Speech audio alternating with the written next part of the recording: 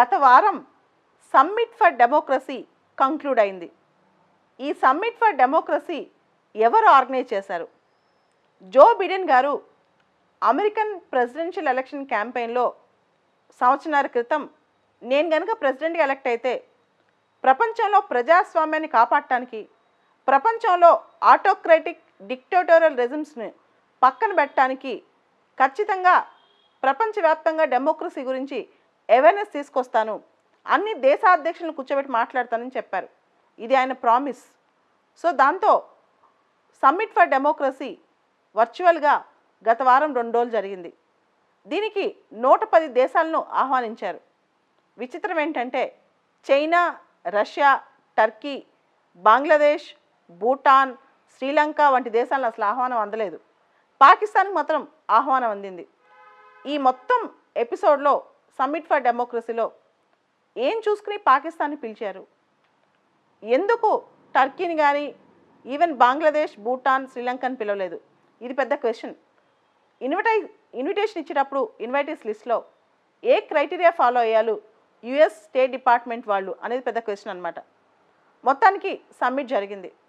ఈ సమ్మిట్లో Joe Biden చాలా విషయాలే మాట్లాడారు, నేతలందరూ కూడా చాలా విషయాలే మాట్లాడారు. ముఖ్యంగా free press, rule of law, human rights, free and fair elections, anti authoritarian regimes, వీటన్నిటి గురించి మాట్లాడారు. అయితే సమ్మిట్ జరిగిన రోజున చైనా డిప్లొమాట్, రష్యా డిప్లొమాట్ ఇద్దరు కలిసి జాయింట్గా ఇంటర్నేషనల్ న్యూస్ పేపర్స్లో ఆర్టికల్స్ రాశారు. అసలు అమెరికా డెమోక్రసీ అని క్లెయిమ్ చేసిన హక్కు అమెరికాకి ఎక్కడుంది? ఇన్ఫ్యాక్ట్ చెప్పాలంటే చైనావే, రష్యావి ట్రూ డెమోక్రసీస్, మనమే డెమోక్రటిక్ మెథడ్స్ ఫాలో అవుతాం, డెమోక్రటిక్ వాల్యూస్ ఫాలో అవుతాం. చైనా ఏమంటుందంటే అసలు పీపుల్స్ రిపబ్లిక్ ఆఫ్ చైనా అని పక్కన పెట్టి తైవాన్ ఎందుకు పిలిచారు? తైవాన్ నిజమైన డెమోక్రసీయా? అసలు డెమోక్రసీ అంటే అర్థం మనందరికీ తెలుసు. కార్ల్ మార్క్స్ ఒక మాట అంటారు, డెమోక్రసీ అనేది ఇప్పుడున్న సోకాల్డ్ క్యాపిటలిస్ట్ లిబరల్ కంట్రీస్లో అది ఫాల్స్ డెమోక్రసీ. ట్రూ డెమోక్రసీ అనేది మార్క్సిస్ట్ సమాజంలో ఉంటుంది. ప్రజలకు స్వేచ్ఛ లేకుండా, అంటే ప్రజలందరికీ ఆ సొసైటీ రాకుండా, క్లాస్లెస్ సొసైటీ రాకుండా ట్రూ డెమోక్రసీ ఎలా ఎమర్జ్ అవుతుందని అదే వాదన రష్యా డిప్లొమాట్, చైనా డిప్లొమాట్ వినిపించారనమాట. అసలు చైనీస్ కమ్యూనిజంలోనే నిజమైన ప్రజాస్వామ్యం ఉంటుంది, రష్యా ఆటోక్రటిక్ రూల్లోనే నిజమైన ప్రజాస్వామ్యం ఉంటుందని చెప్పి. ప్రస్తుతానికి మాత్రం చైనా, రష్యా, టర్కీకి ఈ పిలుపులన్నీ కంటగింపుగానే ఉన్నాయి. చివరికి చైనా ఏం చేస్తుందంటే పాకిస్తాన్ని ఈ సమ్మిట్కి అటెండ్ అవ్వద్దని చెప్పి గట్టిగానే బలవంత పెట్టినట్టుంది.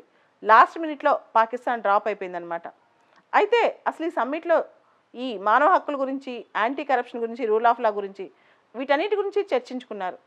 అయితే ఇక్కడ క్వశ్చన్ ఏంటంటే చైనా వాళ్ళు, రష్యా వాళ్ళు ఏం చెప్తున్నారు, వాళ్ళ వార్తాపత్రికలు ఏం చెప్తున్నాయి? అమెరికా వల్లే కదా ఆఫ్ఘనిస్తాన్లో కానీ, ఇరాక్లో కానీ, లిబియాలో కానీ ఇప్పుడు ఇంత అరాచకాలు జరుగుతుంది.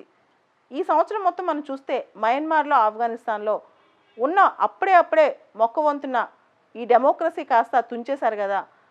అమెరికా వీటన్నిటిని సపోర్ట్ చేయకుండా, ఇంటర్నేషనల్ ఇంటర్వెన్షన్ పోయి ఈ దేశాలన్నింటినీ కాపాడకుండా, ముఖ్యంగా ఆఫ్ఘనిస్తాన్, ఇరాక్లో అమెరికా చేసిన పనుల వల్లే కదా ఇప్పుడున్న డెమోక్రసీ కూడా పోతోంది అని చైనా, రష్యా అమెరికాని చాలా క్రిటిసైజ్ చేశాయి. ఫైనల్గా Indian prime minister Narendra Modi కూడా ఈ మొత్తం సదస్సులో మాట్లాడుతూ భారతదేశం అంత డైవర్సిఫైడ్ కంట్రీలో డెమోక్రసీ చక్కగా మెయింటైన్ చేస్తున్నట్టు ఆయన అభివర్ణించారు. సో దాంతోపాటు డెమోక్రసీ అనేది ప్లూరలిజం గురించి, ఇంక్లూజివిటీ గురించి మాట్లాడాలి.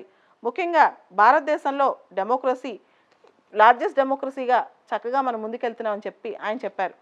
ఇక్కడ 2-3 అంశాలు.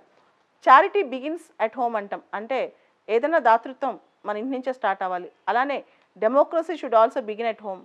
అంతేగాని ఇంటర్నేషనల్ ఫోరమ్స్లో డెమోక్రసీ గురించి డబ్బాలు కొట్టి ఇంటర్నల్గా సెడిషన్ లాస్, ఇలాంటి లాస్ ఏ గవర్నమెంట్ మాట్లాడకూడదు. మనందరికీ తెలుసు ఇండియాలో సెక్షన్ 124A ఆఫ్ ఐపీసీ ఎలా వాడుతున్నారో.